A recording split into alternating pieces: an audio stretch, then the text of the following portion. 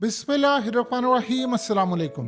Hezbollah के chief Hasan Nasrallah की जिस तकरीर का इंतजार अमेरिका, चाइना, इजराइल, रशिया, पूरी दुनिया, पाकिस्तान समेत पूरी दुनिया जिस तकरीर का इंतजार कर रही थी, उस तकरीर में जिस ऐलान का इंतजार कर रही थी वो ऐलान हो नहीं पाया। और शायद इस वक्त जो सूरत हाल सामने आ रही है वो हमास को ये लड़ाई अकेले लड़ना पड़ेगी, क्योंकि ऐसा लग रहा है जो सूरत हाल पैदा हुई कि अचानक तकरीर उनकी बदली गई है या वो जो ऐलानात करने वाले थे वो रोके गए हैं। क्या ऐसी सूरत हाल है? और इस सारे मामले के अंदर ईरान के खिलाफ या इसराइल के खिलाफ जो भी मामला दुनिया में चले उनको साइड पर रखें। इसराइल के आर्मी चीफ ने जो धमकी दी थी कि अगर हिजबुल्लाह इस जंग में कूदता है तो हम उन पर वो बम मारेंगे जो दुनिया ने आज तक ना देखा होगा ना सुना होगा। ये कौन सी सूरत हाल थी और अचानक ऐसे मामला क्या हुआ है? यानी अब जो मामला सामने बड़ा क्लियर है कि अब इस जंग का होने क्या लगा है। देखिए, सबसे पहले से ये समझ रहे, इसराइल ने इनकी तकरीर पर पूरे इसराइल के अंदर बैन कर दिया था और पूरी दुनिया के अंदर इंतजार किया जा रहा था इनकी तकरीर का, और एक ही चीज का कि ये ऐलान कर दे कि हम इस जंग में कूदने वाले। और गालिबन सारे मुबस्सिर कह रहे थे कि वो इस जंग में कूदने वाले हैं। उन्होंने इस जंग के अंदर जो चीजें कही हैं, जो मेन समझ ले और फिर लास्ट मोमेंट समझ ले कि अब होने क्या लगा है। असल में उन्होंने कहा था कि अमेरिका हमें धमकी दे रहा है।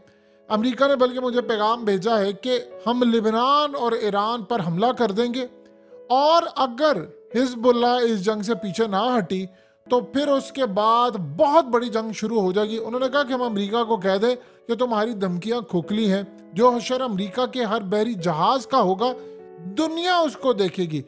और एक बात उन्होंने कही बड़ी अजीबोगरीब, उन्होंने कहा कि हमारे जो जंगजू हैं वो खुफिया तौर पर इसराइल में चले गए हैं, यानी वो दाखिल हो चुके हैं। उन्होंने ये असल में बताया कि हम चूंकि जंग का ऐलान नहीं कर रहे, लेकिन हमारे जो लड़ने वाले हैं वो हमास के साथ लड़ने के लिए इसराइल में दाखिल हो चुके हैं। और इस सूरत हाल में हमें ये कहा गया है कि इसराइल लिबनान पर हमला करेगा। उन्होंने कहा कि इसराइल सोचे बिना कि लिबनान पर हमला होगा, ये इसराइल की सबसे बड़ी गलती होगी। उन्होंने कहा कि हम वो करेंगे जो सोच भी नहीं सकते। इसके अलावा उन्होंने बताया कि इसराइल की फौज का क्या हुआ, हमास का क्या हुआ, इस ऑपरेशन को उन्होंने खुद किया। ये बड़ी एक लंबी चौड़ी तकरीर थी।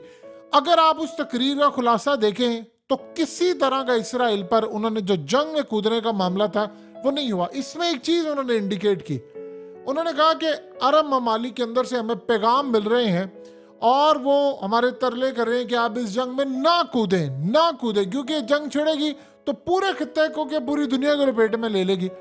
अब यहाँ जो सबसे बड़ी बात यह है कि असल में एक्सपेक्ट ये किया जा रहा था इनसे कि ये ऐलान करेंगे कि वो जंग में कूदेंगे। देखिए, जिस तरह इनका प्रोमो तैयार किया गया था वो डेफिनेटली बात है स्पीच के लिए नहीं था। ये आप दिल और दिमाग में अच्छी तरह बिठा ले, वो प्रोमो जो था वो इस स्पीच के लिए नहीं था, वो प्रोमो था जंग में एंट्री करने के लिए।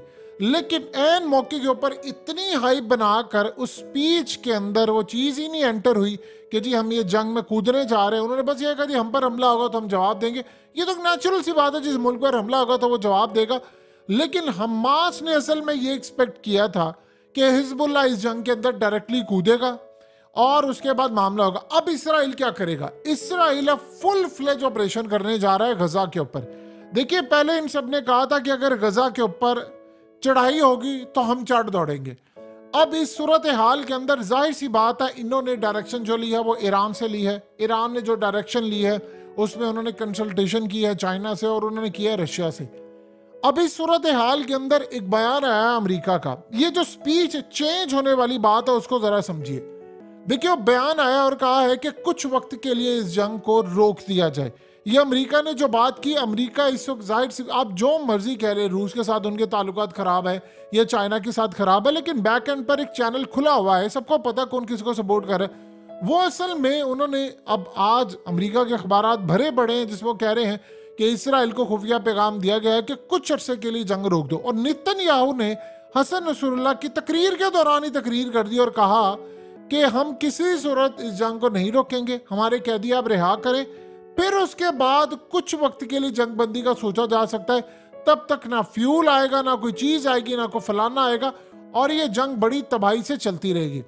अब आप ये देखें कि इसराइल के आर्मी चीफ ने जो धमकी दी है कि अगर हिजबुल्लाह इसमें कूदा तो हम, यानी वो उन्होंने नाम लिए बगैर ये बात कह दी है कि शायद वो एटमी हमला कर दें। उन्होंने कहा कि ऐसा हम मारेंगे जो आज से पहले इंसानी तारीख ने देखा नहीं होगा। अब यहाँ एक सवाल पैदा होता है कि कौन सी ऐसी स्ट्रेटजी थी कि ये स्पीच बदली गई है या प्लानिंग हुई है। देखिए, इस तकरीर के बाद कम से कम एक चीज बड़ी क्लियर हो गई है, इसराइल अब खुलकर खेलने वाला है। क्योंकि आज ऐलान नहीं हुआ तो इसराइल खुलकर खेलने वाला है, और वो अब गजा के ऊपर करेगा बहुत बड़ी लड़ाई, यानी इतनी बड़ी वो लड़ाई करेगा। देखिए, हमास ने इस वक्त तक उसको शिकस्त दी हुई है। गजा के ऊपर जो मामलात हैं उसमें कम से कम उनके बाद जो चीज़ है, यानी उनके लोग निकल कर आ रहे हैं। हसन नसरुल्लाह बार बार कह रहे थे बड़ी ज़बरदस्त उन्होंने हिकमत अमली अपनाई, फलाना अपनाए, लेकिन हमास ने हिजबुल्लाह को कहा था कि आप इस जंग में कूदें आप इस जंग के अंदर, और आप फ्रंट खोल दें। वो फ्रंट खुलेगा तो उसके बाद देखिए, इस वक्त हो ये रहा है कि सारे खित्ते के अंदर जितने ममालिक है मिडिल ईस्ट में, वो चाह रहे हैं कि जंग ना हो, और वो जाहिर सी बात है वो अपने, देखिए ये बात बिल्कुल ठीक है, वो जंग होती है तो ये सारा उलट पलट हो जाएगा। मिसाल के तौर पर यमन ने अब मिसाइल दागा इसराइल की जानिब, अब वो मिसाइल जाहिर सी बात है सऊदी अरब की एयर स्पेस से होकर फिर आगे उर्दन की एयर स्पेस से होकर इसराइल में जाकर गिरेगा। तो सऊदी अरब ये कह रहा है कि हम तो फलस्तीन के साथ खड़े हैं, फंड्स भी उनको दे रहे हैं, लेकिन हम नहीं चाहते किसी जंग में कूदना। तो अगर हमारी एयर स्पेस से होकर जाएगा तो फिर इसका मतलब है कि हमारी एयर स्पेस इस्तेमाल हो रही किसी के लिए, जंग के लिए, तो हम किसी जंग में कूदना नहीं चाहते। तो इस सूरत हाल के अंदर वो इनको कह रहे हैं कि भाई अगर यहाँ से तो हम इजाज़त नहीं देंगे, हाँ अगर आपने आगे पीछे से कुछ मारना है तो वो आप कर सकते हैं, वो आपकी मर्जी है। तो सवाल यहाँ पर ये होता है कि इस वक्त ये जो जंग है ये पूरे खित्ते को लपेट में लेने जा रही। अब यहाँ पर सवाल ये होता है कि सारे बच बचाव अपना कर रहे हैं, कोई जंग में कह रहा है कि नहीं जा रहा, कोई नहीं कह रहा, ये बात ठीक है, लेकिन सवाल ये पैदा होता है कि अब इसराइल को किसने रोकना है। देखिए, एक बात समझिए, हिजबुल्लाह ने अपनी जो पोजीशन वाज़िया की है, इनकी जो हसन नसरुल्लाह की स्पीच है उसका लुबे लुबाब ये है कि अगर इसराइल ने हमला किया लेबनान पर तो हम जवाब देंगे। देखिए, हिजबुल्लाह के बारे में आप समझिएगा, ये असल में यानी जब ये पैदा हुए थे तो उस वक्त लिबनान में खाना जंगी थी और 14-15 साल खाना जंगी रही। इसके बाद ये इराक गए पढ़ने के लिए, फिर ईरान गए और दीगर जगहों पर गए, इन्होंने फारसी सीखी। उस वक्त सूरत हाल ये पैदा हुई कि जब इसराइल ने हमला किया, जब ईरान में इनकलाब आया खुमैनी का, तो तब इनको वहाँ से पजीराई मिलना शुरू हुई। तब ईरान ने इनको असल में अपना नुमाइंदा मुकर्रर कर दिया और इनके जो हिजबुल्लाह के जो पहले लीडर थे उनको इसराइल ने मार दिया, तो ये सेक्रेटरी थे। फिर उसके बाद लीडरशिप इनके हाथ में आई। तब से लेकर आज तक सारा पैसा ईरान इनको देता है, इनकी पार्लियामेंट के अंदर सीटें भी है, इनकी पॉपुलैरिटी भी है, ये इन्होंने लड़ाई की है। जब भी इसराइल ने इनके खिलाफ लड़ाई की तो उन्होंने जवाब भी दिया। लेकिन इस सारी सूरत हाल के अंदर जो सबसे बड़ी बात है वो ये है कि ऐसा लग रहा है कि अब फलस्तीन को सब ने बेयारों मददगार छोड़ दिया। यानी जो इस वक्त सूरत हाल आप ये समझ लें, बेयारों मददगार सब ने ऐसा लग रहा है छोड़ दिया है। अनटिल के सारे ये कह रहे हैं कि दो चीजें होंगी तो हम जंग में कूदेंगे, या तो पूरा गजा हाथ से निकल जाएगा, या मस्जिद अक्सा को वो शहीद करेंगे, या कुछ करेंगे तो शायद फिर कूदे, क्योंकि इस वक्त सारे अपना बच बचाव कर रहे हैं। लेकिन सवाल यहाँ पर यह पैदा होता है कि जंग से अगर आप अवॉइड करना चाहते हैं तो ठीक है, आप अवॉइड करें, लेकिन इसराइल को तो रोके ना। वो तो कह रहे कि मैं नहीं रुक रहा। अब देखिए, आज इसराइल की स्ट्रेटेजी क्या होगी, वो ये देखेगा कि अच्छा अब ये मामला सामने है। असल में लिबनान अब ये क्या काम करेगा, लिबनान अब ये काम करेगा कि जो हिजबुल्लाह थ्रू आउट करता आ रहा है, पुरानी उनकी एक बड़ी हिस्ट्री है, वो अब कोशिश करेंगे कि जो हथियार है वो उनको सप्लाई करें अंदर खाते, जो सुरंगों के जरिए हो, फलाना हो। यानी असल में वो ये चाह रहे हैं कि हम हमास के हाथ मजबूत करें, वो लड़ाई करें, उनको हर तरह की चीज़ें दें जितनी पहुंचा सकते हैं। उन्होंने कहा जी हमारे जिस तरह हमारे ये हम फाइटर्स भी भेजें, लेकिन फ्रंट पर फिलहाल हम नहीं है, अनटिल के इसराइल हम पर कोई हमला करेगा तो हम इस जंग में कूदेंगे। यानी ये एक पोजीशन, देखिए हिजबुल्लाह ने वो काम करना है जो ईरान ने उनको कहना है। ईरान की जो स्ट्रेटजी रहेगी वो ये सूरत हाल होगी। अब इस सूरत हाल के अंदर आज उन्होंने एक हल्का सा गिला भी साथ किया है कि जी हमास ने जो हमला किया हमसे पूछा नहीं है, लेकिन हम अप्रिशिएट करते हैं और ये बड़ा क्लास है। उन्होंने अपने आप को डिसएंगेज किया। अब यहाँ सूरत हाल है कि इसराइल ने आज एक चीज़ देख ली है कि एक तरफ तो मुस्लिम कंट्रीज नहीं आ रही और फिर हिजबुल्लाह भी नहीं आ रहा, तो अब हम हमास को ख़त्म करेंगे। अब वो ख़त्म करने के लिए क्या स्ट्रेटजी अपनाएंगे? उनके पास एक स्ट्रेटजी है कि मुकम्मल तौर पर बर्बरियत करते हैं। यानी असल में आज की तकरीर के बाद ये लगता है उनको कि अब चूंकि हिजबुल्लाह की डायरेक्ट एंट्री नहीं है, अंदर खाते जो आ रहे, तो इसका ये मतलब है कि हम पूरी तरह गजा के ऊपर इतनी बमबारी करें, उसको कारपेट कर दें, पूरी तरह क्लीन कर दें और फिर उसके बाद चढ़ दौड़े। सवाल ये पैदा होता है कि अगर जंग में सारे नहीं कूद रहे तो फिर इसराइल को रोकेगा कौन? इसराइल तो अब शेर बनेगा, अब वो देखेगा। यानी असल में इस वक्त सब सिर्फ अपना अपना बचाव कर रहे हैं, उनको लग रहा है। देखिए फलस्तीन का जहां तक मामला है तो एक बात आप ज़हन में रखिएगा, आप हमास को भूल जाएं, साइड पर कर दें हमास को थोड़ी देर के लिए। आम फलस्तीनी मर रहा है, उसके लिए कोई आगे नहीं आ रहा, ना तुर्की आ रहा है, ना इवन के हिजबुल्लाह ने। सब ने कहा जी हम ये कर देंगे। ये सारे तब करेंगे कि जब इनके मुल्कों में जंग होगी। अब अर्दोगान ने कितनी बड़ी बातें की, अर्दोगान ने कहा हम ये कर देंगे, वो कर देंगे, मस्जिद अक्सा को बचाएंगे, फलाना। कोई भी नहीं आया। हिजबुल्लाह ने कहा जी हमारे पास 1,50,000 मिसाइल, हम इस जंग में कूदे तो हम डेली 8,000 मिसाइल मारेंगे और ये वो। अब उन्होंने कहा जी मारेंगे जरूर, लेकिन जब हम पर हमला होगा।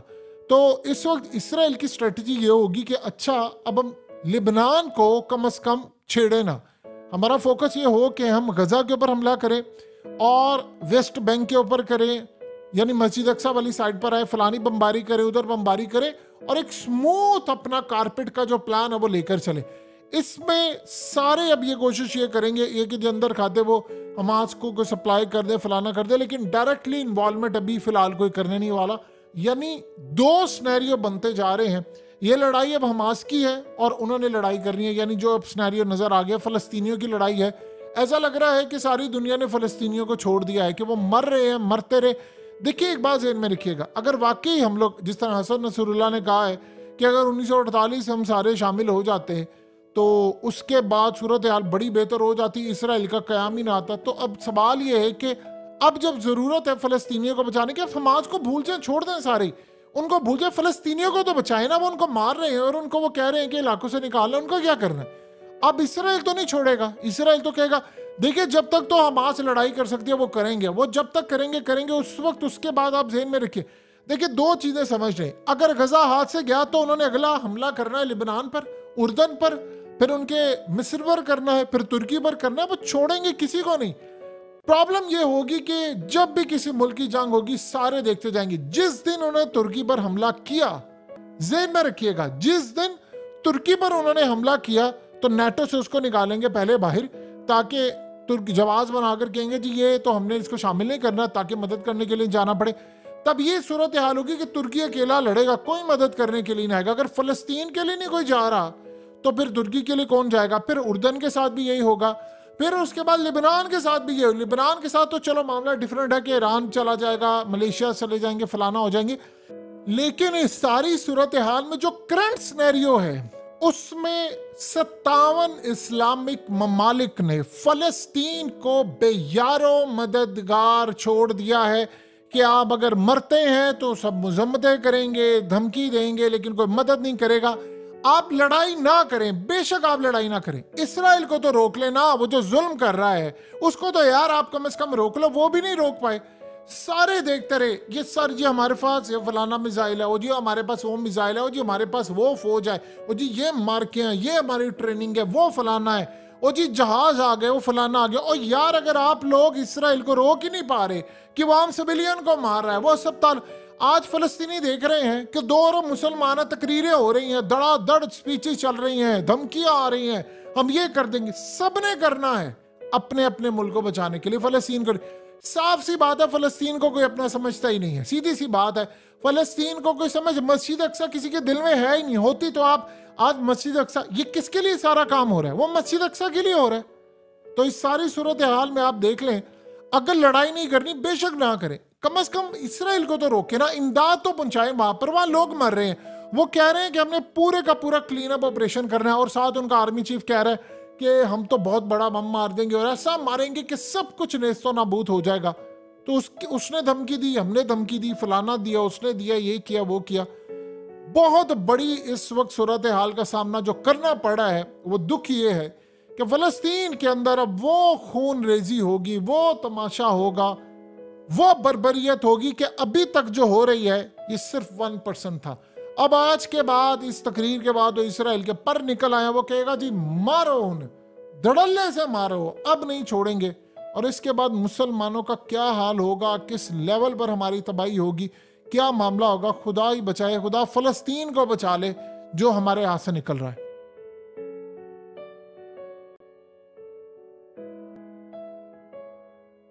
हकीकत टीवी को सब्सक्राइब करना मत भूलें, वीडियो को लाइक करें, शेयर करें और कमेंट सेक्शन में अपनी राय का इजहार जरूर करें।